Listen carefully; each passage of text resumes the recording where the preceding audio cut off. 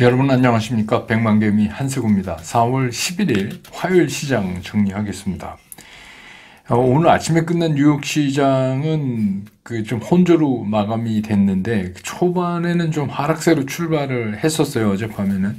근데 이제 시간이 흐를수록 저가에서 매수세가 유입되면서 상승을 하면서 이제 끝났다. 그래서 전체적으로 다우는 0.3% 오르고 나머지는 좀 이렇게 혼조되는 모습을 보였지만 결과보다는 오히려 이게 추세상으로는 좀 의미가 있었다 이렇게 볼 수는 있어요. 근데 역시 이제 미국 시장도 내일 모레 발표되는 CPI에 이제 온통 신경이 가 있는 그런 상황입니다.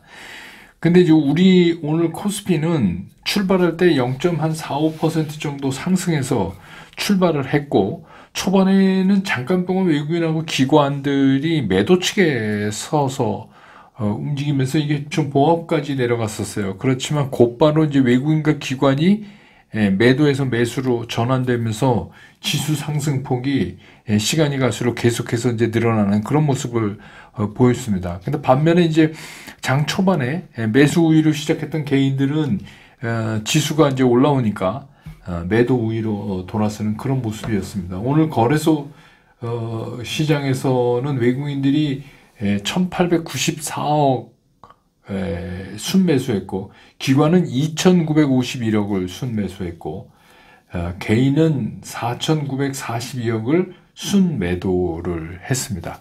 그래서 오늘은 어제 이제 2500을 넘었는데 오늘은 코스피 지수가 2547.86포인트.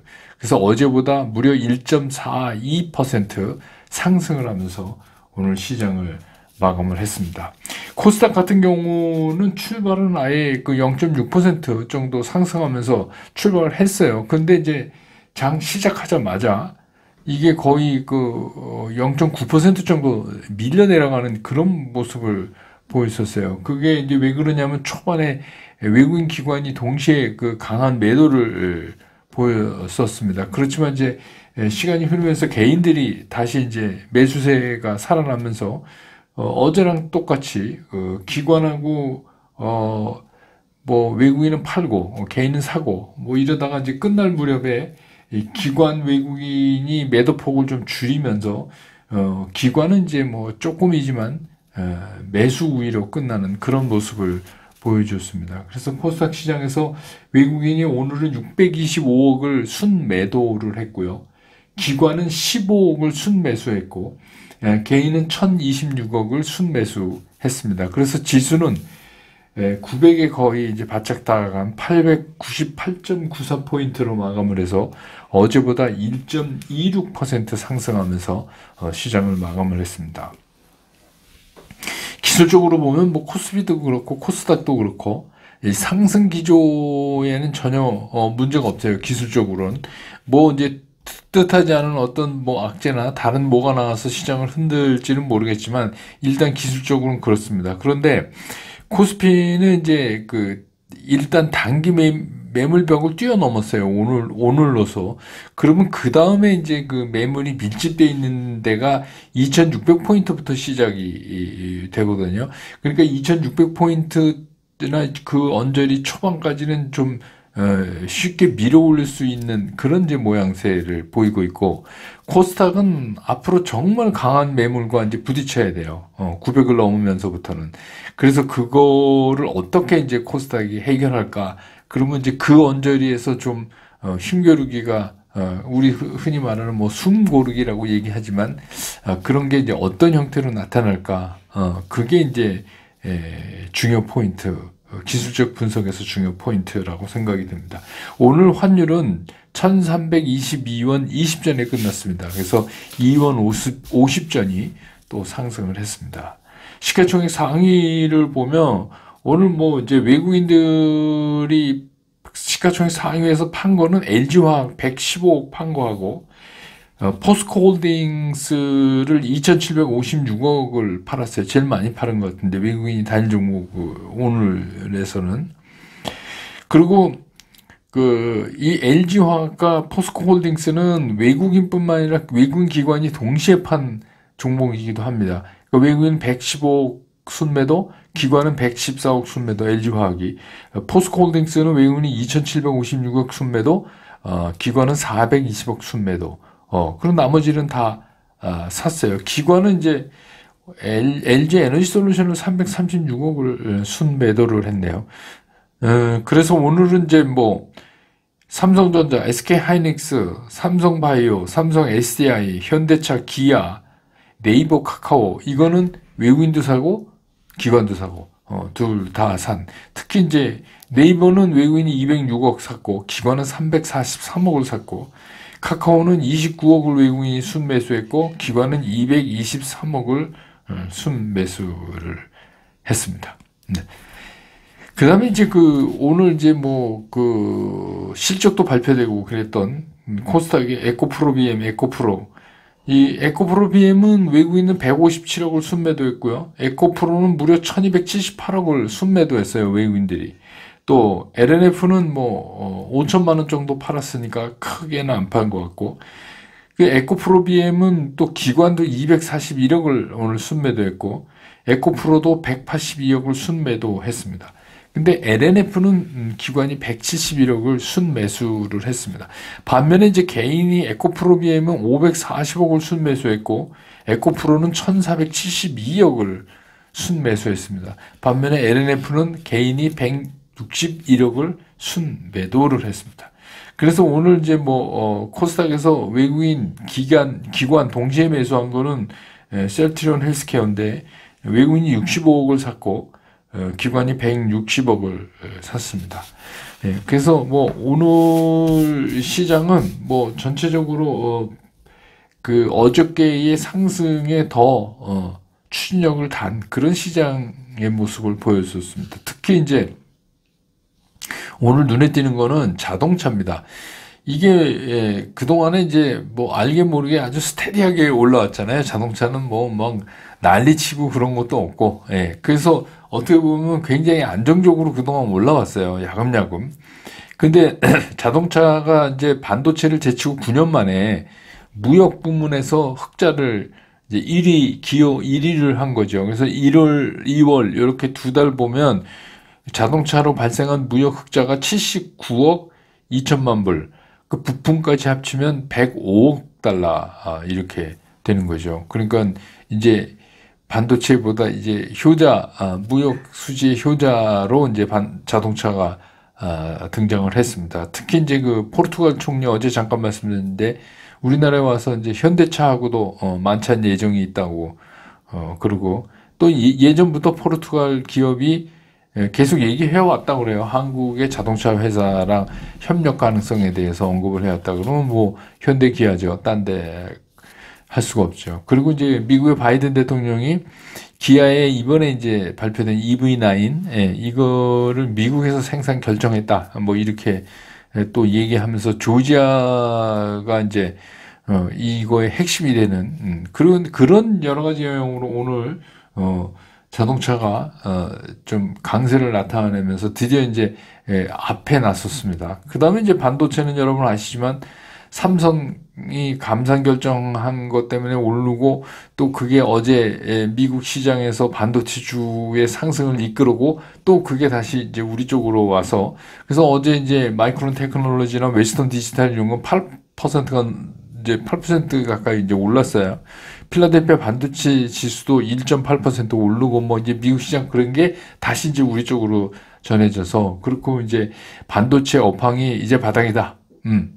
그런 분위기가 이제 형성되는 그런 이제 조짐이, 결국 제가 이제 어제 말씀드렸죠. 삼성의 감사는 그런 여러 가지 행복한 상상을 하게 만든다. 그게 뭐 사실건 아니거는 뭐 그때 당해봐야 알겠지만.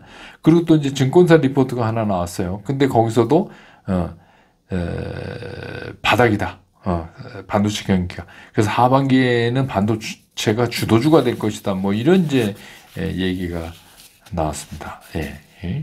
증권사 리포트 좀 일찍 가르쳐 주시. 다 끝난 다음에, 항상 그래요.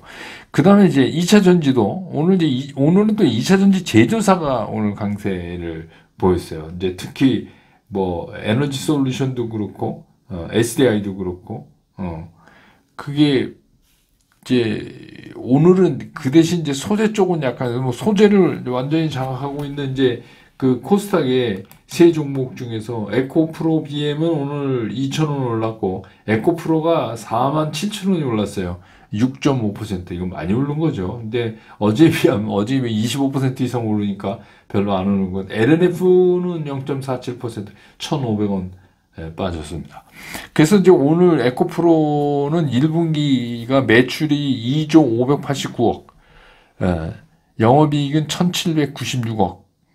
그래서 이제 시장 컨센서스의 매출은 마이너스 1%, 영업이익인 마이너스 9%, 뭐 그냥 리즈너블한 뭐 그런 수준이고, 에코프로 BM은 2조 106억 매출이요. 그거는 이제 시장 컨센서스보다 한 2% 올라간 거고, 그 다음에 이제 영업이익이 1,073억, 이거는 컨센서스보다 한 5% 떨어진 겁니다. 그래서 뭐 그냥 리즈너블한 그런 거를 오늘 나오면서 그래도 이제 뭐 원래 그 실적 발표되면 떨어진다 뭐 이랬는데 오늘 그래도 외국인 기관이 계속 파는데 개인들이 계속 이 전투를 벌인다고 해야 되나요? 그러면서 잘 오늘 막아냈습니다. 2차전지. 그 다음에 이제 뭐 오늘 뭐 가상화폐 쪽이 조금 또 움직였는데 이거는 뭐 새벽에 비트코인 가격 급등하고 또 미국 시장에서 관련주들 있잖아요. 뭐 코인베이스나 마이크로 스트레지티 뭐 이런 것들이 좀 올랐어요. 그래서 그 영향을 좀 받았다고 볼 수 있습니다. 그래서 오늘 시장의 특징은 한마디로 이런 거예요. 우리가 그동안 반도체, 2차전지 이랬는데 드디어 오늘 여기에 자동차 이렇게 삼각편대가 오늘 이제 구성이 됐어요. 그래서 이게 어떻게 끌고 갈지는 모르겠지만 만약에 이게 이제 좀 이렇게 오래 끌고 가면 뭐 우리 흔히 얘기하는 차화정처럼 이것도 닉네임을 어떻게 붙일지 모르겠지만 반도체, 2차전지, 자동차 이게 이제 끌고 간다 이러면 시장 또 얘기가 상당히 달라질 수도 있는 거죠. 근데 아무튼 뭐 그거는 나중 얘기고 일단 오늘 시장의 특징은 뭐 여러 가지 다 올랐지만 특히 그런 것들이 전면에 딱 이렇게 자리를 잡으면서 나선 게 눈에 띄는 특징이었다 이렇게 볼 수 있습니다.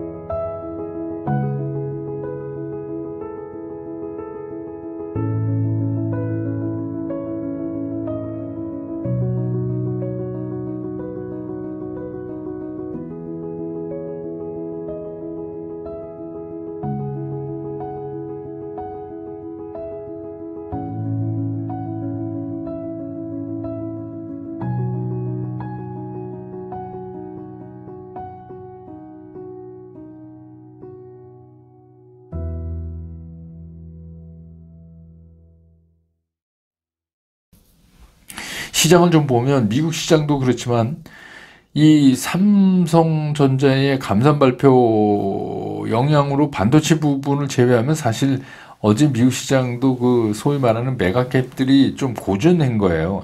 애플도 여러분 아시지만 그 맥 PC 출하량이 급감하면서 이게 1분기에 무려 40.5%나 떨어졌어요. 그 큰 폭이잖아요. 그래서 이게 이제 본격적인 경기 둔화를 말하는 거 아니냐 이런 우려가 당연히 이제 나오게 되죠. 테슬라도 또 차량 가격 인하 때문에 거기에 따르는 걱정이 또 주가로 나타나는 그래서 이제 뭐 마이크론 테크놀로지나 이런 반도체 부분이 삼성 감산 소식 때문에 좀 튀어 오르지 않았으면 좀 어렵게 흘러갈 뻔했던 시장이다 이렇게 보여집니다. 그래서 어제도 말씀드렸지만 우리 시장은 현재 지금 우리만의 아주 특별한 상황을 소화해 나가고 있는 그런 과정이다 이렇게 보여집니다. 이게 뭐냐면 우선 이제 감산을 선언한 삼성전자로 인해서 이 메모리 반도체의 어려운 시기가 조기에 끝날 가능성이 상당히 높아졌고 또 그런 분석들이 이제 막 쏟아져 나오기 시작을 했고요. 그게 하나고 두 번째는 이제 2차 전지 부분은 미국이 적극적인 그 전기차 정책 이게 이제 뭐 신규 자동차의 67%를 전기차 한다고 이제 수치까지 발표를 했잖아요. 그러면 이제 거의 세계 그 진짜 요새 쓰는 말로 월드 클래스, 탑 클래스 수준을 유지하고 있는 우리나라 2차 전지 업체가 우리나라에 있으니까 당연히 이제 우리가 이 이슈 한가운데에 있을 수밖에 없죠. 예, 그래서 그렇게 되고, 그동안에 이제 뭐 소리 없이 야금야금 자기 갈 길을 가고 있던 자동차가 이제 무역수지 흑자의 효자로 나타나면서 드디어 이제 전면에 나서는 이런 겁니다. 지금 이 세 가지가 우리 시장에서 지금 오늘 이제 잡아보면 시장이 이렇게 조금씩 흔들리는 변화에 그런 거예요. 그 반도체 2차 전지에 자동차가 가세했다. 이렇게 이제 보시면 돼요. 그러면 이제 한 가지 드는 의문이, 아니 그러면 이거 뭐 주가 빠진다고 그러던 사람들 다 어디 갔어? 뭐 이제 이런 얘기. 아니 경기 침체 온다며, 이 침체는 언제 오는 거야? 이런 이제 얘기를 할 수 있잖아요. 그런데 뭐 세계적인 경기 침체나 우리도 뭐 오늘 이제 금리 동결하고 뭐 이랬지만 경기 침체가 안 온다고 볼 수는 없죠. 그거는 어차피 이제 긴축 과정에서 나오는 일이니까. 그렇지만 제가 말씀드렸죠. 그거하고 주식시장은 조금 다르다. 주식시장은 그거 다르다. 그러니까 그걸 우리가 알고는 있지만 주식시장은 조금 다른 각도로 봐야 된다. 그런 얘기를 드렸고, 또 요즘 갑자기 뭐 유행처럼 비관론 하는 분들이 나와가지고 막 겁주고 그러니까 제가 그랬죠. 그러면 시장 안 빠진다. 반대로 간다. 시장이 이상하다. 그래서 이제 지금은 그런 거예요. 근데 시장은 원래 그런 거죠. 늘 불안하죠. 근데 시장은. 근데 이제 이렇게 시장이 의외로, 뭐 의외도 아니지만 의외로 이게 이렇게 올라가면 올라갈수록 계속 불안해요. 불안할 수밖에 없어요. 왜냐하면 그게 우리가 이미 학습 효과로 알고 있는 게 그 어떤 주식도 계속 올라갈 수는 없죠. 그렇잖아요. 그래서 뭐, 요새 뭐 영화, 필리핀에서 카지노 하는 그 영화 봐도 뭐, 좀 웃기는 소리로 건무시비롱 뭐 이런 얘기, 화무시비롱. 예, 그래서 계속 가는 주가는 없어요. 그래서, 근데 이제 그렇게 급등했던 주식이 떨어진 그게 마지막에 우리한테 급락이라는 고통을 가져다 준다는 걸 우리가 이미 학습 효과로 알고 있기 때문에 계속해서 주가가 오르면 오를수록 우리는 더 걱정이 되는 거예요. 오히려 좋아야 되는데, 걱정이 되는 거예요. 그래서 어떻게 보면 이 시장은 늘 이 공포와 싸워야 되는 거 아니냐. 그게 주식시장이다. 이렇게 생각하시는 게 오히려 마음 편안하지 않을까. 그러니까 떨어지면 떨어지는 대로 또 고통이 있고, 오르면 오르는 대로 또 공포가 증가하고, 뭐 그러는 게 이제 주식시장이죠. 근데 이제 더군다나 올해 같은 경우는 제가 이제 계속해서 작년 말부터 말씀드린 올해 같은 경우는 조금 달라요. 왜 그러냐면 전 세계적으로 긴축에 들어가 있기 때문에 그 사이드 이펙트, 그 부작용이 어떻게 나올지 우리가 몰라요. 뭐 언제 나올지도 몰라요. 그러니까 그거를 정확히 하는 사람이 세상에 어디 있어요. 그러니까 자꾸 그렇게 정확해요.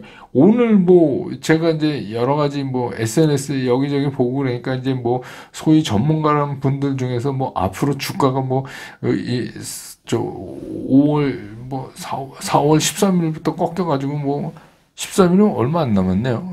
그리고 꺾여갖고 뭐 어떻게 되고 막 그림까지 그려서 그러더라고요. 근데 그렇게 세상을 잘 알면 얼마나 좋겠어요. 근데 그렇지 않거든요. 시장은 그렇지 않아요. 그리고 이렇게 긴축이 들어갈 때는 변수가 더 많아요. 그래서 제가 올해는 예측하는 시장이 아닙니다라고 계속해서 이제 말씀드렸잖아요. 근데 아직도 예측을 하는 분들이 많은 거예요.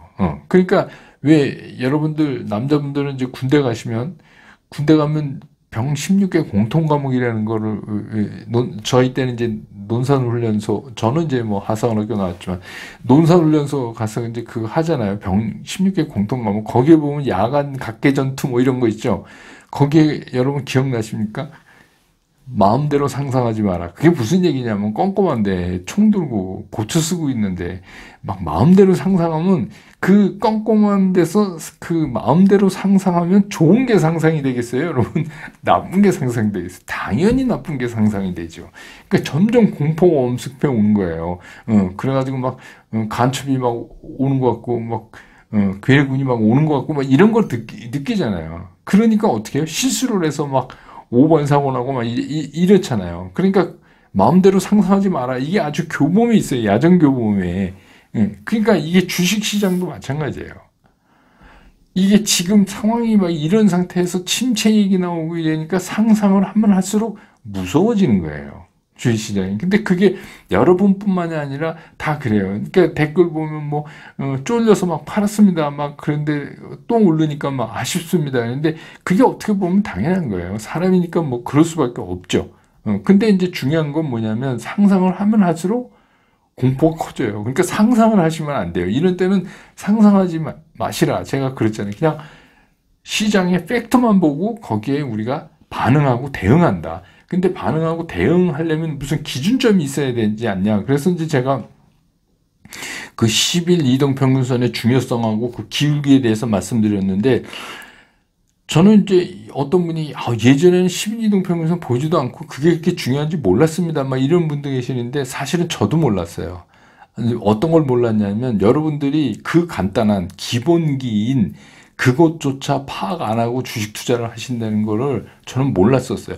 그러다가 작년에 이태원 참사 나던 날 우리 그 마포 도서관 강당에서 오프라인 강연회 했죠. 그날 어떤 분과 제가 대화를 나눈다가 처음 알았어요. 아, 이런 걸 모르시는구나. 아니, 이런 걸 모르시면서 엄청난 금액을 투자를 하고 계시구나. 그래서 이제 그때 제가, 그럼 이걸 어떻게 알려드려야 되나.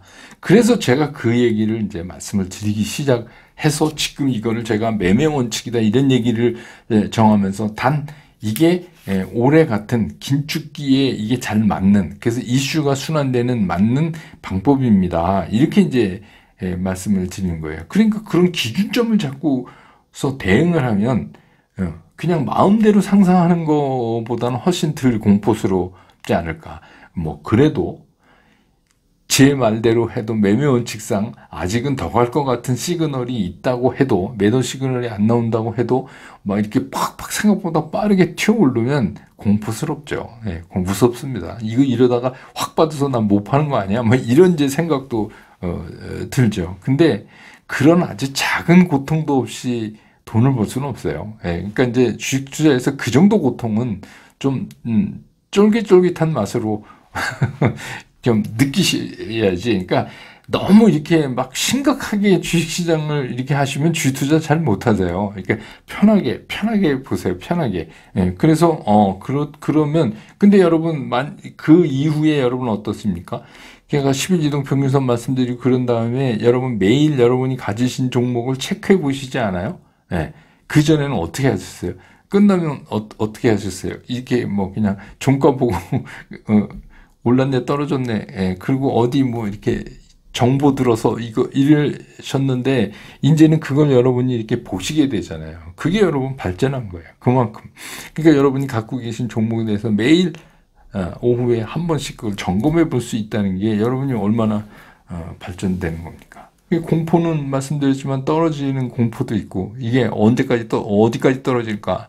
또 올라가면서 야 이거 이러다가 나 못 팔았는데 갑자기 떨어지면 어떡하지? 이런 이제 올라가는 데서의 공포도 있는데, 그냥 뭐 주가라는 게 그 공포의 담벼락을 타고 올라가는 거라는 말이 있잖아요. 그러니까 어차피 뭐 그런 거니까 그래도 올라가면서 느끼는 공포가 낫습니다. 그게 떨어지면서 느끼는 공포보다는.